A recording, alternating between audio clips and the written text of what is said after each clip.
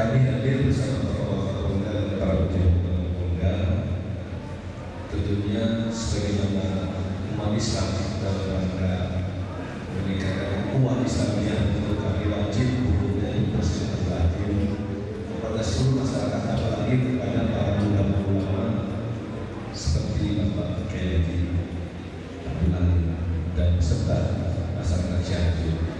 Oleh karena itu yang ingin saya sampaikan adalah justru ada hubungan yang harmonis bersinergi antara ulama dan umat dalam adalah kami Indonesia, sehingga betul-betul masyarakat Kabupaten Cianjur bisa beraktivitas sebagaimana mestinya.